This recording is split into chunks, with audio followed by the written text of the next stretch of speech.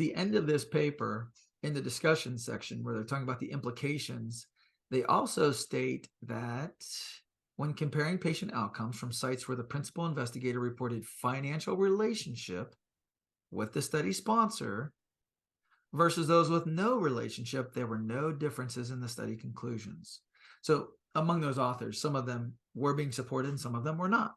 There's no difference between the two. So going back to that thing of financial support and, oh, your company supported it, there can be a lot of things in these papers like that. There's also in the discussion sections some of those intriguing and unique points that we talked about earlier. Those are all in here and you should find them, highlight them. Now, one thing to note, you are not allowed to give papers, like if you have it printed and you give it to a doctor, it cannot be highlighted. You cannot circle anything. You can't mark it up in any way. Yep. But for your own sake and to be effective in those 2 to 3 minutes that you're going to get, you should mark it up. And then what I do is at the top, you can see here, I've written Jason's copy. And they say, hey, can I get a copy of that? And say, actually, as you can see, this is my copy. But yes, I will get you a clean copy. So I've gone in, I've highlighted, I've marked it all up, I've numbered it. I have 7 or 8 things I want to talk about that. And I have 1, 2, 3, 4, and I go through until I've hit all 8. Mine's all marked up and it's got my name on it. And so I can say, yes, I'm actually going to get you this paper, but as you can see, this is my copy. I will get you a clean one. Yep. And so you don't get yourself in trouble because there are rules against that. You cannot mark them up and then leave behind. That's problematic. So just to review, articulate the question, why did they do this study? What question were they trying to solve? Were the authors of significance? Point them out. What was the purpose of this particular study? State the methods. Why should I believe you? If you sponsored the paper, don't be afraid of that. Summarize the results very quickly and succinctly. Be the one to point out the flaws. Make sure they become features. State the provocative facts. What did they do and why did they do it that way? And were there some interesting patients and did the authors say something interesting in the discussion? And then finally, tie it all back. So what? So what? Yep. You just spent 2 minutes introducing this, but so what? And the last thing you always want to do, and this is a big miss, when you walk out from this meeting, my only question when we get to the car is going to be this. Did you get any commitments out of that surgeon? Yep. You took time to present new information. You took time to teach them something. But did you get any commitments for anything? Did they commit to offering your product to a new patient population? Did they agree to go to do more training so they change their site of service? Did you get any commitments to any activity based on those couple minutes where you shared that new information? We said this earlier. Physicians actually do want to see the data. Yep. They're not real excited about the way we as med tech reps are presenting it all the time, right? They're not impressed. And so they're giving us the vibe that they don't want to see data, but that's not true. When you do it this way, you will make a tremendous impression. And you'll be surprised at the discussion that you start. It usually turns into a really healthy discussion, and then you can ask for commitment. Yep. So this worksheet is free. You guys can reach out to me and ask for it.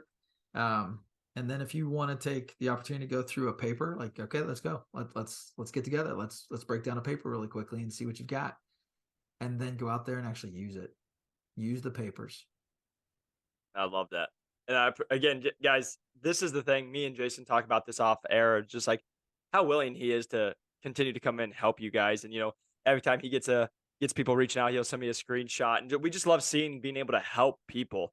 And that's what this has all been about. And so again, like we always tell you, I hope this episode, if you guys are a rep in the industry, and just remember, if you're not a rep in the industry, you will be, and how you could be able to transition and be able to use this as a leverage point as you're going through that interview process of understanding what we always say, do the job to get the job.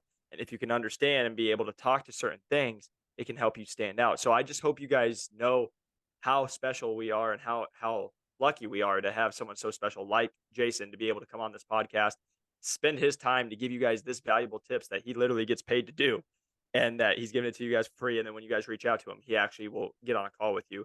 So I really hope you guys do take what he's saying to heart and really utilize the resources, because he is an expert that is able to go as you guys can see, because I learned several things on that podcast today, and I was taking notes on my phone. So I just hope you guys were taking notes as well, because it's only to help you. So again, Jason, thank you, because that was awesome. Yeah, yeah, and I do want to double down on something you said earlier. I love your audience. The text messages that we get and the DMs we get on LinkedIn that we trade back and forth, like, um, I really do appreciate people who are striving to get into this industry. They're working hard, they're hustling. And then the other thing is we're talking to a lot of people who are already in. Like they just Yes, broke in and they're starting to learn some stuff and this is helping them in the field. And they're sending you and me messages like, I did it. Like so keep sending those 1,000%. messages. Those are hugely encouraging to both of us and we love it. We love it. And this is the thing I always just tell you guys, because the number one thing I've heard, and I actually just had a talk with one of our course members. They're actually going with a giant W-2 company that everybody knows. And then it was actually a distributorship. And then they're like, well, I should, of course, go with the big company because it's got the best. And that was where we had a real honest conversation is, don't get fooled. And I'm not saying that they're not great trainings, but don't get fooled just because somebody has a lot of money and there's a lot of resources that you're going to get this amazing training of being the best sales rep in the world.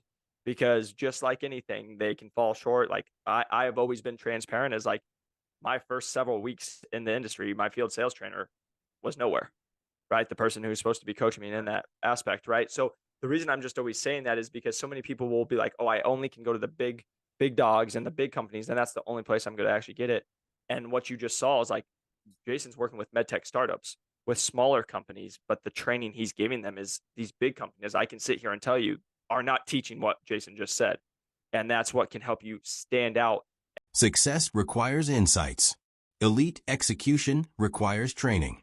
Go to www.exsalesconsulting.com/special offers.